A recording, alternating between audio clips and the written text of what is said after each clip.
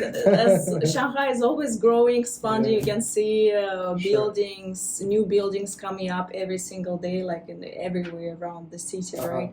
So, but what if we go above the housing expenses? What is the monthly, like average prices for rental would be in here for property, for apartments? Let's say 1-bedroom apartments, 2-bedroom apartments. Like, what would be the average monthly? All right. So, like you mentioned, Shanghai has this, approximately 16 districts. Sorry for not being very exact here because, this is something administrative thing. But it's big city. So with all these, opportunities, all the, facilities, so to speak, there are some districts which are more developed than others. And there are some districts which are less expensive than others, especially in terms of living. So when we're talking about the rental costs, I think, the closer you are to the city center, the more expensive you are paying. Approximately in the city center right now, we are in a district called Huangpu. So in this Huangpu district, recently one of our clients actually started renting a lane house. Lane house is like a traditional house in Shanghai, which goes back to early 20th century, something like that. Let's get into details a little bit in here. So lane house, as far as they were built by French and British people. So normally it's like a two floors apartment, pretty much, right? So on the second floor is going to be the bedroom itself, like bedroom, and plus you have the patio there. Right. Very traditional, like Victorian style building. The whole building is actually around 5 floors or 6 floors. So every floor, it's got only 2 apartments, but each apartment, they've got 2 floors as well in them. It's like a very traditional style. They were built by the French, mostly British, when they came into Shanghai first. So anyway, she started renting one of these lane houses, lane apartments, they say. She's paying 11,500 yuan a month. And this is the decreased price, actually. Right. Yeah. So previous, before the pandemic, the prices were for the same apartment, probably 15, 16, 18, around that range. But now, after the pandemic, obviously, a lot of foreigners left. And local people are not willing to pay that much. So the prices for apartment rentals, they have dropped dramatically. Right. And the same style apartment, if you go, it's going to be cheaper if you go maybe 30 minutes or 20 minutes by subway away from the city center. So it's going to be something like Songjiang? Yeah, Songjiang, yes, around. Right. In Songjiang, you can definitely, for the same type of apartment, probably you will not be able to find lane houses there. Because Songjiang is like, compared to this Huangpu district, it's more like freshly built buildings, communities. You don't see their traditional style, this kind of Victorian, Western style buildings there. Because the foreigners came into the city center here. I mean, closer to this Huangpu River, basically. They were living along this river. But Songjiang is, freshly built communities. The buildings, 2-bedroom apartment, probably cost you around 5,000-6,000 house. Well, it's, again, more than half. Much more reasonable already. So I guess like that's how it goes in here pretty much. Like if you want to save some money, you're gonna look into something like Songjiang, Minhang, Pudong, or perhaps even Jiangning, which is not that far away from the city center. But again, here you have to think about like the leisure and entertainment. Like if you want to go out and see things, then you need to think about the time that you're going to spend on actually traveling to the city center. Or the other option, you obviously go for more expensive place, which is, as we mentioned, right, like 10 to 12, 15. Yeah, starting from 11, 10. Right. Minimum 10. No less than 10,000.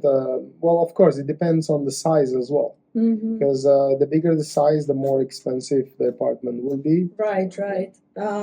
Yeah, and then like of course, if you live in the downtown, then all the goodies are around pretty much. You don't have to travel anywhere. So it really depends on the lifestyle, like what you're looking for. Perhaps if you just want to focus on your family and then work, then you don't really have to be in the downtown at all. Exactly. If you want something more fun and like museums and good restaurants, good cafes, then it should be downtown. Exactly. I can also, like I mentioned to you earlier today, we switched to a house, a villa instead of apartment, and we are paying like 13,000 yuan, exactly the same amount that you pay for 1 bedroom, 2 bedroom apartment here in city center. Right, right. So, that's the case. In the case of my situation, right? So for you, it's 4 people in the family. So you have 2 kids, wife, of course, yourself. So it's 13,000. Does it include utilities already, or do you have to pay extra on top? Yeah, the utilities cost extra, obviously. Like in many apartments in Shanghai, because at most landlords agree to pay for the Wi-Fi maybe. Apart from Wi-Fi, almost in all districts, especially at least this is my experience. I mean, in every apartment that I rented, the landlords are not willing to pay for the utilities like water, electricity, and natural gas. Right. Yeah, because it depends on the consumption, the amount, how much you use, right? Sure. But utilities, very interesting. Like in the city center, they're expensive.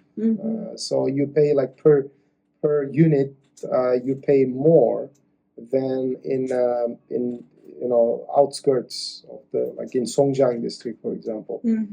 I compared already, like we use electricity, and you can see how much you used on the application, and it's definitely, there's a difference. Well, I got lucky in there actually, because in my compound where I live so far, so I live in Shanghai district, which is downtown. There's everything nice around, a lot of things to do.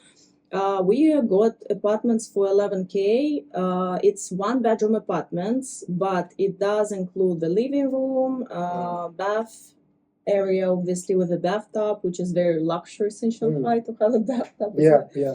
We're gonna talk about it a little bit later as well. And then kitchen, so it's 90 square meters, and my family is myself, my husband, and my daughter.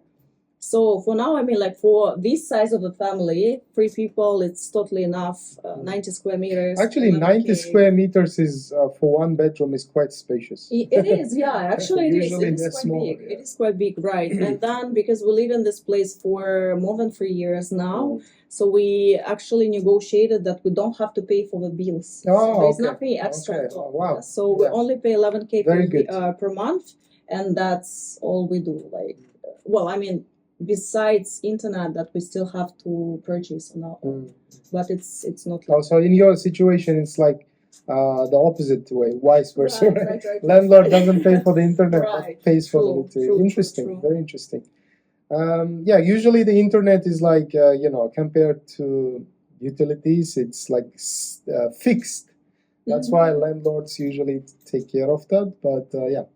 Anyway, that's like for the utilities. Let's mention that as well. Every month, in average, irrespective of where you're living, in average, for example, for 4 people, we have been paying approximately 1,000 yuan every 1.5 months, something like that. Yeah. Right. Yeah.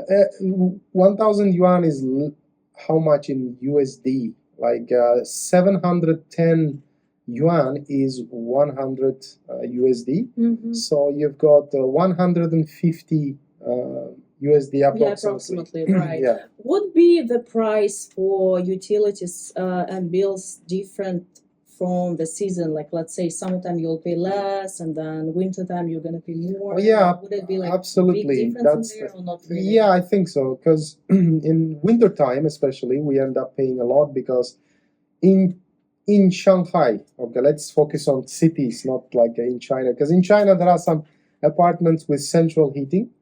But like Beijing, Beijing and northern, like the north part of China, pretty much. Actually, in Shanghai as well, there are some areas. I lived at some point for a short period. We rented one apartment with um, floor heating.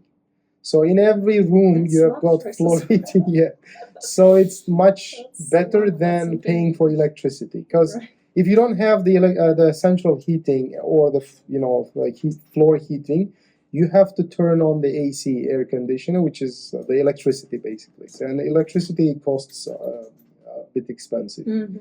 So during winter time, usually yes, you've got 3 bedroom, or right now we have, like in this villa, we have 4 bedroom. So if you use all of them, obviously you need to pay for electricity. There's no Right. central heating. True. Yeah, Shanghai is a little bit special and different. You like can that. double the expense that I mentioned, like 1,000 in normal, like summertime maybe. That also depends whether how much you turn on the AC. Yeah. Right. But in wintertime, the cost can be double, maybe like Mhm. 2,000 yuan, 2,000, a little bit more than 2,000 yuan every 1.5 months, something like that. Yeah. All right. Let's cover one more important point. So for the people that just think about moving here, right? So it's gonna be their first rentals. How does the rental thing work, right? So how much deposit we need to pay? Very interesting. Yeah, this. And then like what would be the pros pretty much in here? Okay, so in China overall, this is the experience. Landlords usually ask for 1 month's deposit of the apartment rent and 3 months upfront payment. Mhm. But that is like a usual thing, which can be negotiated. It's not fixed. So with every landlord, we have different experience. With the current one, we negotiated to pay every 2 months instead of 3 months. Mhm. But still, they require 1 month's full deposit and then 2 months, upfront payment. And also, if you're using real estate agents, then they require around 30% or 50% of Right. Yeah, so it's gonna be a If you're not careful, extra- they might ask you 100% payment. Right. And very important, I think, to mention as well about the deposits, right? So let's say if you leave for the full year, yeah, and your contract is over, Mm. everything is fine, then you can get your deposit back. So, Yeah. but Ideally. ideally. Well, normally, yeah, that would be the case. But for example, there's some, I don't know, situation happen, you need to move out of the apartments earlier. Yeah. Then, in this case, you have to find the replacement. Mm. So someone who can move in, and then you can pretty much like ask this person to to pay the deposit directly to you. Otherwise, there is no way that you're gonna see your deposit back because the landlord is not gonna pay you deposit unless the contract is over. Yeah.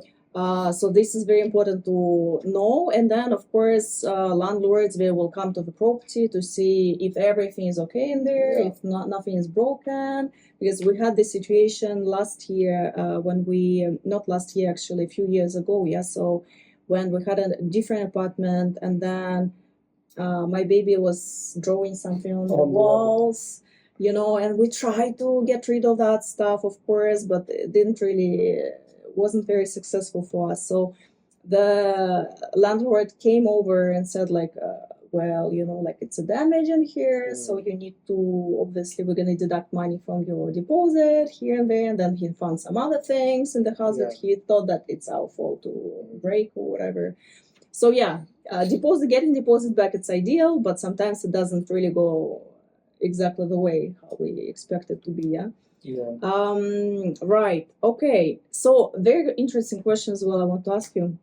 So if, let's say, I want to actually purchase the property in Shanghai, so what are we looking at? Like what would be like the lowest prices we're looking into to actually buy the property? And can we, as an expat, like expats living here, can we buy the property in Shanghai?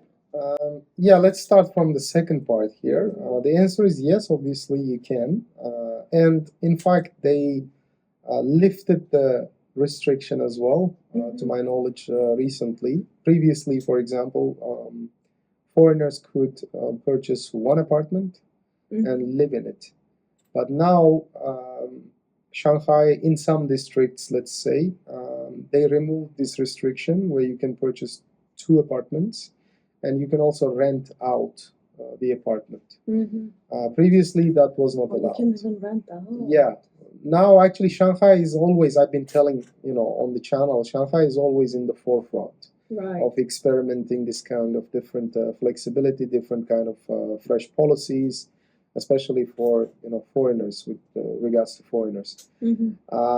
Now, the second part is like, of course, Shanghai is one of those places in the world where the apartment prices are extremely expensive, to some point, like to a degree that one might consider it ridiculous, to be honest, because for the same amount you can purchase I don't know, townhouse or some castle, if you like, literally castle in Europe, for example. Right. Because yes. I did some property viewing for my clients in the city center.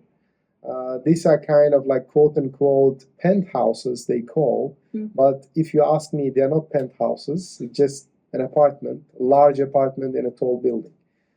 Because if you compare this penthouse to a penthouse in Hong Kong or Los Angeles or New York, for example, this penthouse doesn't qualify as a penthouse. Right. The cost is, however, there are like 3 bedrooms. Square foot is like around 350 square foot. That costs, I give you a time to guess. It's by this Huangpu River, overlooking the Huangpu River. You can see the view, and the view is spectacular. This is good, no problem. But for 350 square feet apartment, God, I want to, let me think about it. Let me try to guess something like, do we look into something like, not square feet, actually, let me correct myself, square meters. Square meters. Yeah, 350 square meters. God. Correction. And that's like a premium, pretty much location as well. The prime location, 100 million? USD? RMB? No, in terms of RMB, I don't know. Because I didn't ask, because the client is from Russia. Right. They're a wealthy client, so they asked us a couple months ago. They asked us to find a penthouse. So me and my assistant, we went there, and the price starts from $9 million and up. $9 million and up. So the minimum, the smallest one is 350 square meters, and the 3-bedroom apartment. Yeah, it's like literally here, like near the river. This is crazy. And for $9 million, you can purchase 9 castles in Europe. For sure. Like, $1 million each. Here in Shanghai, when you can get like multiple apartments all over. So yeah, talking about the maximum cost, probably there must be a maximum limit. Maybe maybe we're talking about because the real estate agent mentioned that there are 20 million, 25 million apartments, not villa, apartment, like penthouses, quote unquote. But still, I don't think they are penthouses, because when you think about penthouses in New York, it's like a massive thing with a very tall ceiling, right? Right. You don't have this in Shanghai. Right. I haven't seen this $20 million apartment, which he mentioned, but still, in premium locations, the buildings are old. They're not new. So coming from that perspective, those buildings, I don't think they have similar penthouses that, But still, the prices are crazy. Well, that's insane. Like, it's I cannot even imagine this number seriously. Like, what do you need to do to make this money to pay for such an apartment, right? One of the apartments we went to, the current owner was inside. So the old chap, I think he was like in his mid-60s, maybe close to 70 years old guy, and he's the owner of the apartment. So. And for his age, speaking perfect English is not very common. Right. So he spoke perfect English. So judging from the appearance, he probably is a CEO of a multinational company, probably. Obviously, they don't tell you, they don't disclose. But judging from the look again, is like a really like successful entrepreneurs, or I don't know, maybe a government employee, maybe a high rank. So he spoke good English, and he was working on his in his office. But the minimum, yeah, that's very interesting point. Like, what's the starting point? Like, what I will look at? What is it? Is it still gonna be crazy though? Yeah, I met one guy from the US in Songjiang, where I was living 2 years ago. He said he purchased like around 120 square meter apartment with 2 bedrooms, 2 bedroom, 100 square meter in Songjiang district. Not a prime location. He said he paid 700,000 USD. 700 USD is 700K USD. It's still like compared to other countries, it's like you can buy a house in Cali, literally. Well, not the best, of course, but it still can be two bedrooms house. With space, the garden and things like that. But this one, 700K is like an apartment, like a flat, as you call it in Britain. And then again, like Songjiang is like. Songjiang is far away. Quite far. It's like a different world in there as well. It's not like the Shanghai that you would imagine with Bond and all this beautiful French architecture around. It's totally different. Songjiang is kind of it's it looks like a freshly built town. So and of course, most of the foreigners, they don't pay cash. I don't think so.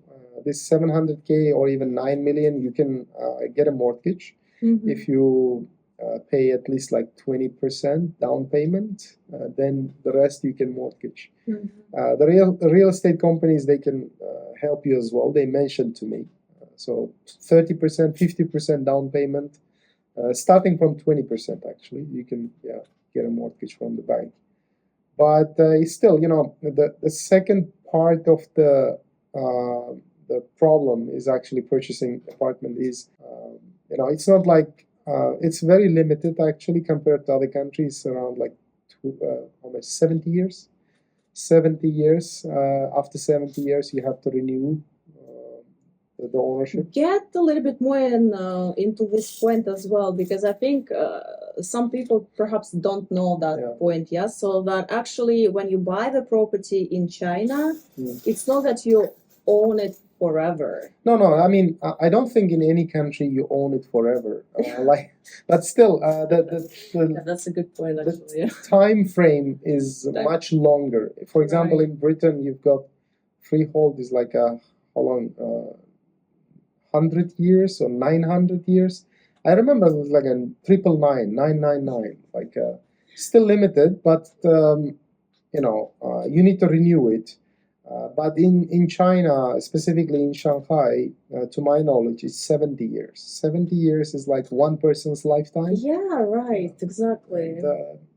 But I mean, from practical perspective, 70 years is for some people, and for many people is enough time, maybe, because you don't know your children, what's going to happen in 70 years time, right? Well, then maybe they will move out, or I don't know. Yeah, I mean, like, of course, like you can always sell these apartments throughout this period of time as well, like perhaps if you exactly. I don't think anybody keeps an apartment for 70 years anyway, because there's depreciation, appreciation. Maybe you like down the road, your whole family plan change and you can get rid of the apartment. But one good perspective, one good point I want to mention about apartments in Shanghai is the appreciation is like more common than depreciation. Like, of course, there's the pandemic. Don't take me wrong. The pandemic ruined everything. Before that, the prices for property, they had been always rising, always in Shanghai. But post-pandemic, a lot of things changed. But I think now we are getting back to the normal situation. I think it slowly, definitely just goes back to what it was before, right? It takes time, obviously, because, I mean, well, how many years was it? Almost 2.5 years of pandemics, right?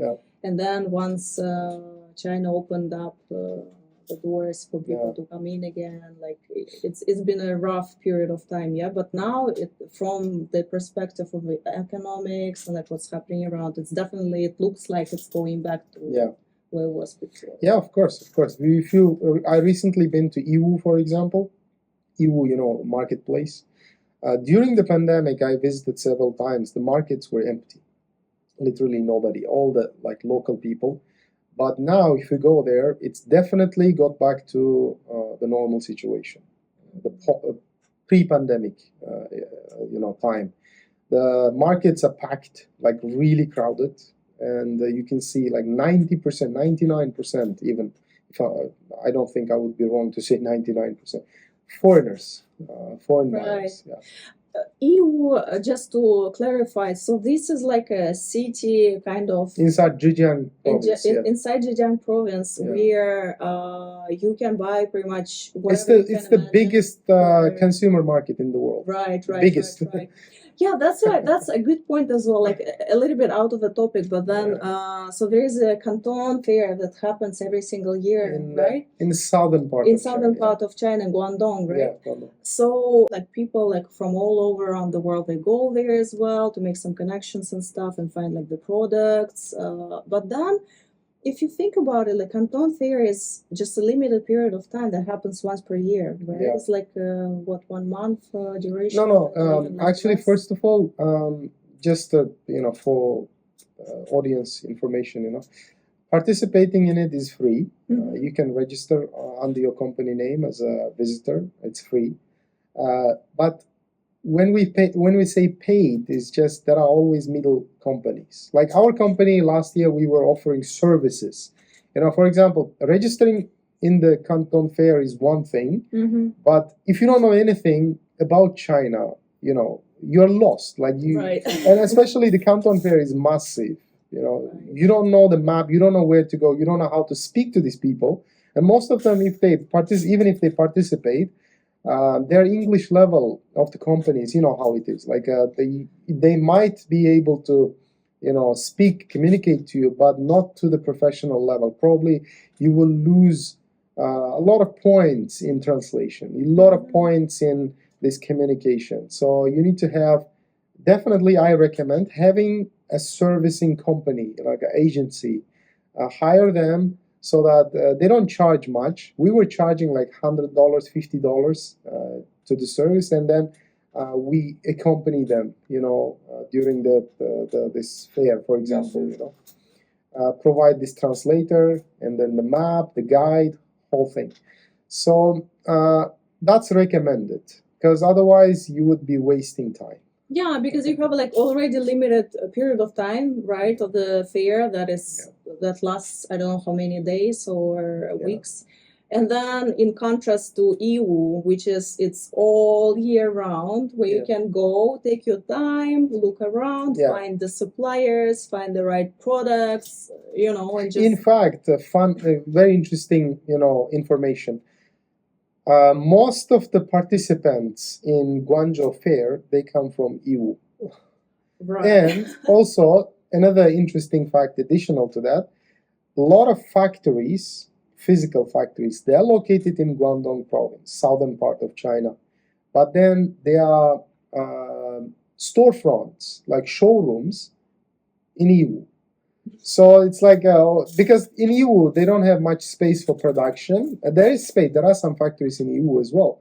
But it's mostly marketplace, where they have this storefront, they have the showroom to display the products. But the factories are, in fact, located in Guangdong province. Right. So you meet all these same people.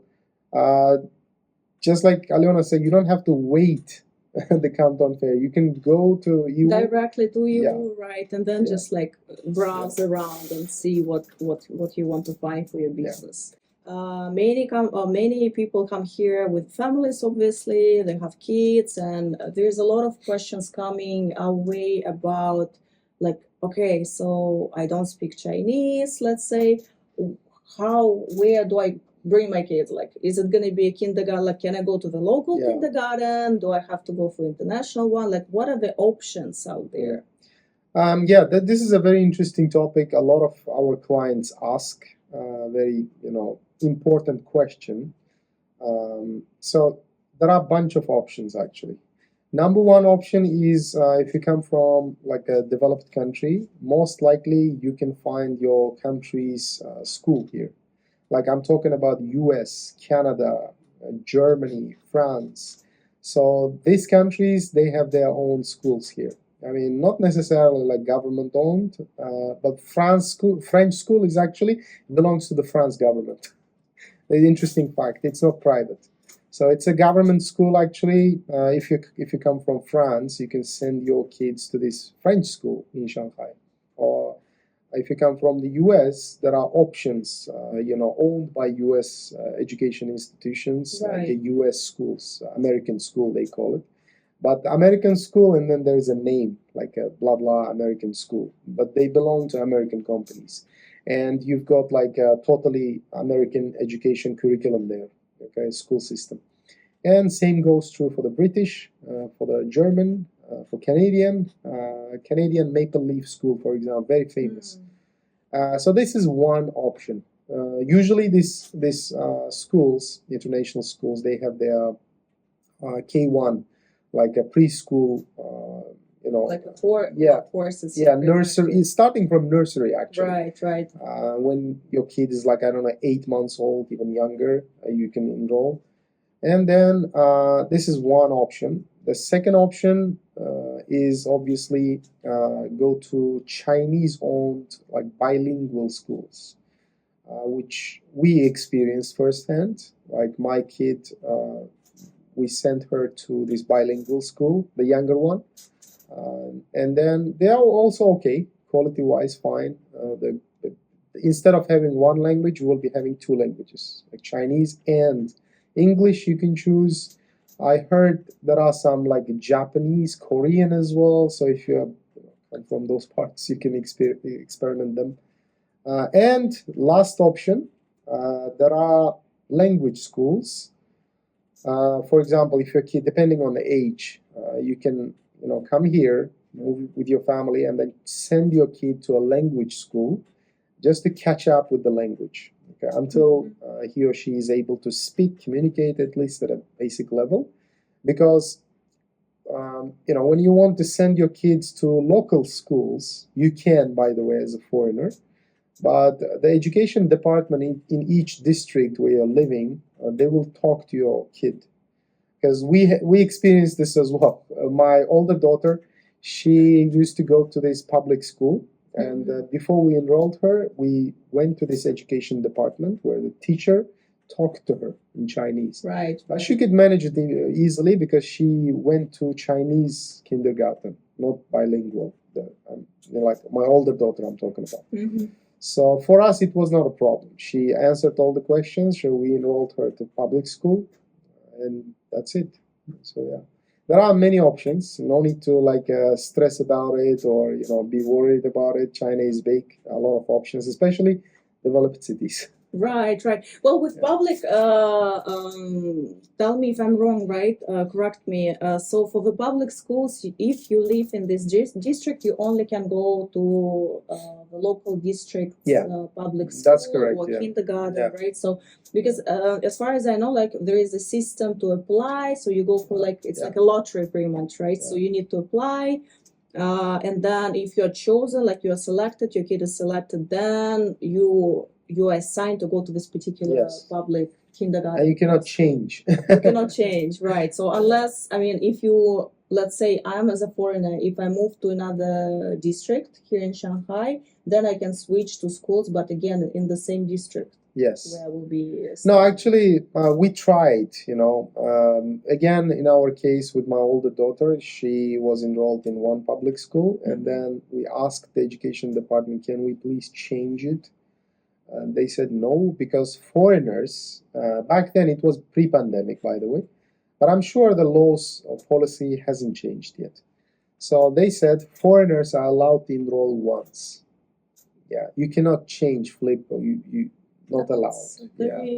So you are stuck with one school. Right. And they told me, like, if you want to change, your option will be either bilingual, private, Chinese-owned bilingual, or you can go to international school. So we chose international after that, and that's it. Which actually I'm very glad that we did, because there's a don't take me wrong. Actually, I really admire Chinese education system. Very tough, very the outcome is actually the results are perfect. You can see all these international subject Olympiads, like mathematics, biology, whatever. If you look at the champions, they are all Chinese. True. And they go to public schools. Okay, they don't go to private schools. Most of them, 90%, they go to public schools because more attention is given by the government. More attention is given to the public schools because they have all the facilities, really good quality teachers, professors, whatever. But, however, in our experience, what we had is the cultural differences. And this is one thing. Like your kids goes to a totally Chinese environment and comes back home where you have this different atmosphere. So she slowly, he or she falls behind. Because in Chinese school, what you have is like obviously it's a Chinese school, so the teachers expect the parents to talk in Chinese, and especially it's not the language is based on characters, based on a lot of like cultural aspects to it, right? So when you don't use Chinese at home, your kid's ability to improve is limited. True. Is limited because she was slowly falling behind. Although she's perfect in Chinese, see, she's native to Chinese because she was born here. She's native to the language, but when we're talking about the school system, she was asking us some characters and then asking the teacher what this character mean, for example. And the teacher mentioned that to us, because you don't use this at home and you don't communicate at home, she's already falling behind. Right. So it could be a problem, actually. So, of course, I mean, different families, different. I know that there are so many mixed racial, the couples here, like husband or wife. Yeah, like here. So sure. that can be, there's always solution. For example, one of the parents can speak Chinese and Yeah, in our case, like for example, let's get into it a little bit. So my husband, he is originally from Taiwan, so obviously he speaks Chinese as his first language, same as English is his first language as well. So he's super lucky guy with that. And our kid, so she now currently she can speak 3 languages, but still Chinese is obviously the best. Why? The whole environment and our nanny, IE, and then my husband, they all speak Chinese to her all the time, right? So and then she can speak a little bit of English and then Russian. Yeah, that's what I'm talking about. Like your husband's parents are involved as well, right? So that's the thing. Unlike your family, in our situation, it's like me and my wife only. And then, we hire IE to take care of the kid. Right. The IE usually is like a helper, right? They don't really care about much. If you're lucky, of course, they care. But usually, it's very hard to find a good quality IE. Oh, we will get to this point in more details, actually, because I think it's super important to cover this topic with nannies. But let's go back to the prices for schools and kindergartens. Like, if we come here, let's just divide it by these 3 tiers, right? So the public ones, then private Chinese-owned ones, and then international private ones as well, right? How much are we looking at? Like what it would be? Okay, let's start from public. Public is pretty much fixed. It doesn't change often. I think it costs around 2,000 yuan per year, the cheapest one. There are, depending on the district, in Shuhui, I have a lot of Shanghainese friends who grew up in Shuhui. He said his school costed 10,000 yuan a year. So, again, very cheap. If you convert it into USD, maybe like $1,500 per year. Yeah, but in Shuhui is downtown. So it's a public school and 10,000 yuan a year. The kindergarten is the same. Public kindergarten starts from 2,000 yuan a year to all the way 10,000. Right. I think in Shanghai now, like where we're gonna go to kindergarten this September, I think we gotta pay something about like 5K RMB per year. Yeah. So then we just give extra money for like for food is you need to pay whatever. But then besides that, there is no more expenses. Exactly. Food approximately costs. I think if I'm not mistaken, we used to pay 1,000 yuan a year for the food, like separately. That's good. I like that. Like they will get like two times, like one in like because they start school and then there's like a 9 o'clock snack or something, and then lunchtime. So 2 times they are feed. Yeah, actually, for the timing, so our kindergarten starts from 8 a.m. in the morning and until 4 p.m. in the afternoon. So it's like a full working day for kids in here. Yeah, exactly. Yeah, it's good. But it's not a good timing, let me tell you, because all of the kindergartens they finish at 4, so you need to have somebody. Right. To pick the kids up. That's true. Yeah. That's before we get to that, let's finish this pricing. Right. So this is public, right? And then you have this in between public and international. You have this bilingual, which are usually privately owned by Chinese companies. They cost you anything between 5K a month to 15K a month. So a month, yes. Like right now, younger daughter, my younger daughter, she goes to this bilingual school. We pay 12K a month. Right. And that's like mixed, like half day they have Chinese curriculum, half day is English curriculum with foreign teachers. And that 12K includes food as well. And also the bus. There's a school bus which goes to our place, picks up, and drops off at 4.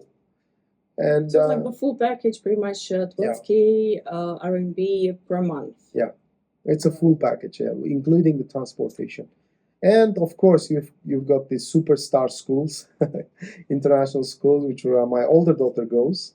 And they are like primary school and K1, same price. It doesn't change. So for the K1 preschool and then primary, you're looking at approximately 25K starting, 25K a month. Yeah. Right. Okay. Now that's a big contrast. No, there is a big contrast. Yes, there is a big difference. But of course, in terms of the quality, I would say public and international, they are the same. In between this, privately owned, bilingual, I don't think the quality can match these two. I don't think so. Although they cost a lot. Bilingual, they're not cheap, right? You're paying like 15K, 12K a month. It's like per year, $20,000. Right. 120K a year. But the quality is not that much, to be honest with you. Maybe we are not that lucky to.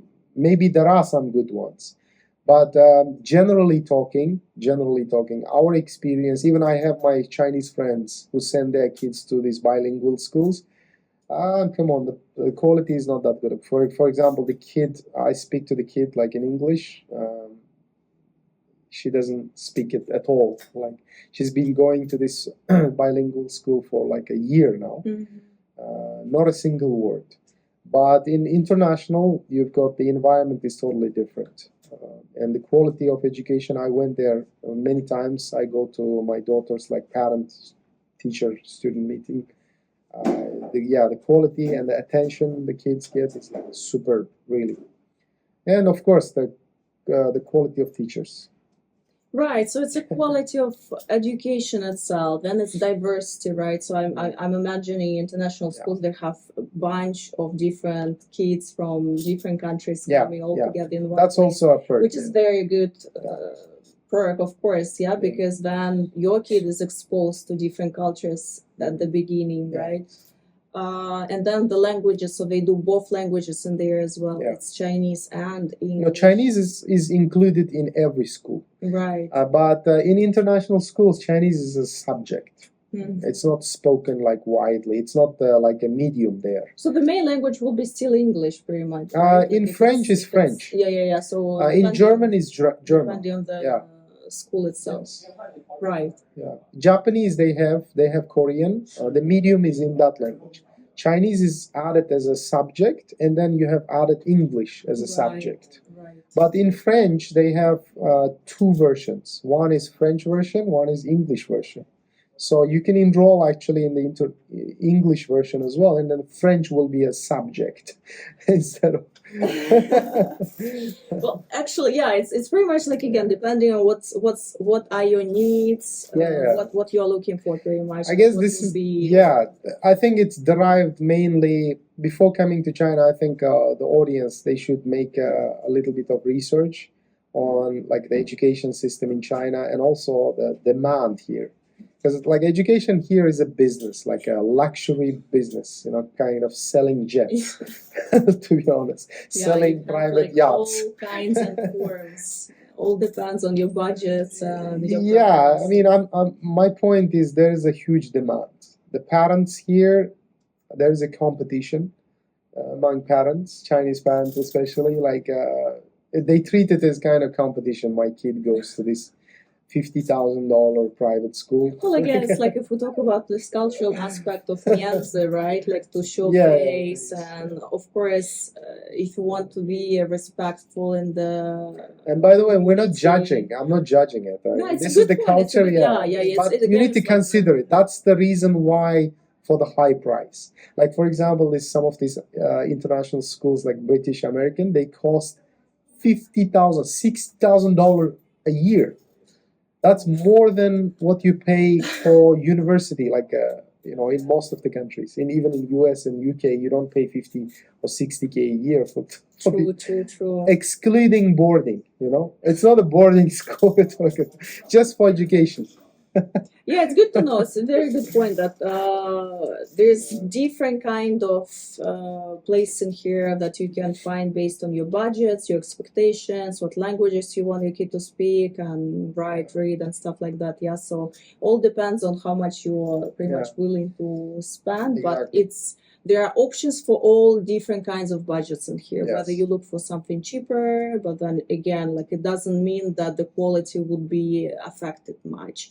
Or if you look for more premium one with more premium approach to it, with diversity, with premium educational course itself, then of course be ready to pay more money. Actually, yeah, exactly. Good point. A lot of options depending on your budget and needs and requirements.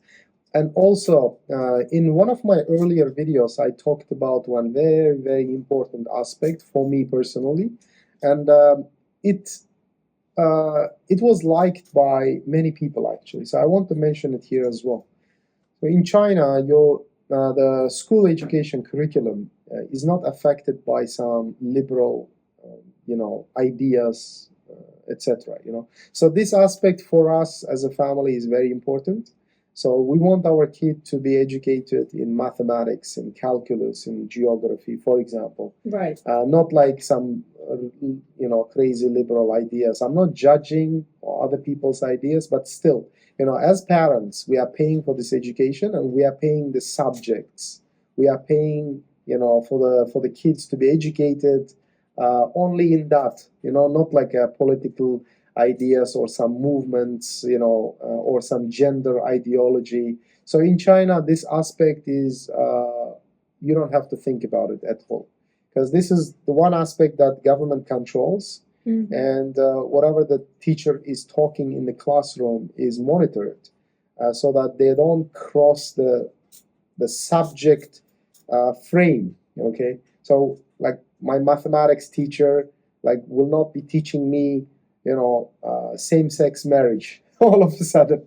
Right. And I don't, as a parent, I don't want my kid to learn it in that school. Okay, makes sense. It's my place to teach my kid that topic. and I will find the proper time for it myself, right? Because it's my kid. So this aspect, for all these parents who worry about like, okay, what is the school like atmosphere, the safety, etc., you don't have to worry about that. This is That's a like, good point. Yeah, that's a very good point to mention as well. But if you don't like this aspect, you can always go to the place where they teach that kind of stuff. Okay, so what about let's say like scholarships, or is there any like financial aid support from the government for foreigners in here? Is there something you can apply for if you're a foreigner? Like let's say my kid will go to the university. Is it possible to get? Yeah, of course, of course. I'm not talking about. I'm not informed. I'm not informed about scholarships for primary, middle, or high school. I don't know, to be honest. If they exist, maybe you can do some research. But to my knowledge, it doesn't exist. But for university, there are a variety of options to get full scholarship. Full scholarship usually includes education and boarding, and also on top of that, monthly stipend. You can get like 3,000. It will be like $500 a month for bachelor's degree, and plus free living there, dormitory. Right, that's a good point actually. Yeah, so you can actually get like this what is it, the course, like to go to the uni with everything is included already. Yeah, so they pretty much help you to get the living costs paid off, and then the stipend that you said, like 3K per month, which is actually I mean, for the master's student, degree, I think it's for more. the student, I think it's all right. Like for of course, living expenses, for because sure. when they don't spend anything on the renting fees, it's paid for, education. Yeah, just for like for food and stuff like that, it's definitely more than enough in here. Okay, let's go to utilities and living expenses just to cover a little bit. Yeah, so just to summarize, because you already mentioned it before. Yeah, so the monthly average costs for electricity, gas, water, internet. So we're gonna look into like a number of 1K RMB per month. Yeah, something like that. And then all the way up to like, let's say 2K during the cold winter months. time. Yeah. Okay, so we covered this part already. What about groceries? How much do you normally, let's say, average speaking, spend per month? Like you have a family of 4 people. Like how much would you guys spend? Okay, I think that depends on the place you shop as well. A preference, to be honest. Like if you shop in Chinese shopping malls, Chinese grocery stores, then you spend less, considerably less. If you only buy like locally made products, yogurt, milk, whatever, locally made, you spend less, obviously. But in our case, we prefer to have a mixture of like many foreign expat families here. We mostly shop in a German supermarket, which is Metro or Aldi. So there are 2 options, and they have imported stuff. So usually, like I would say, 80% or 90% of the time I shop there, and our budget for like weekly shopping is around 3,000 yuan a week. A week? Yeah. All right. There we go. That's not bad. Not bad. Right. Okay.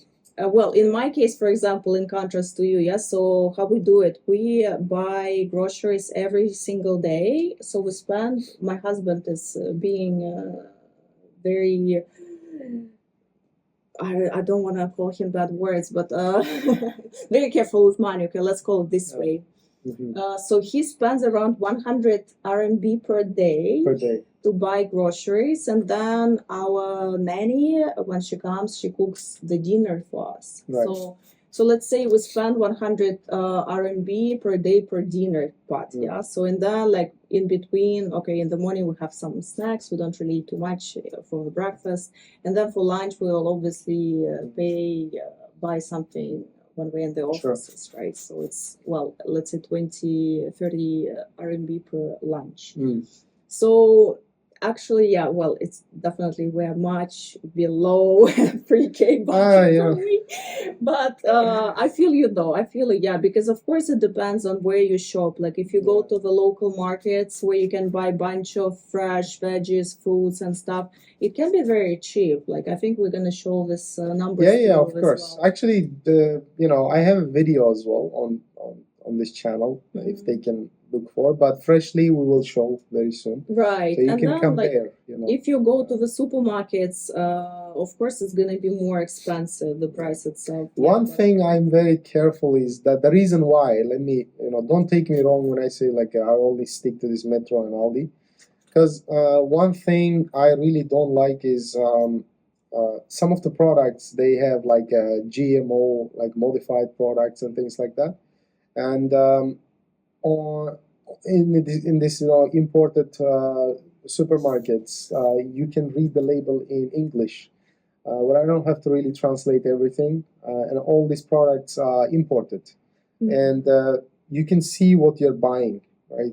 In the local supermarkets, it's okay. I'm not talking about like a quality. I don't know, because in there, you're not sure what's written in there if you don't know Chinese and the characters. So, and sometimes like I actually end up buying these products which I really didn't need.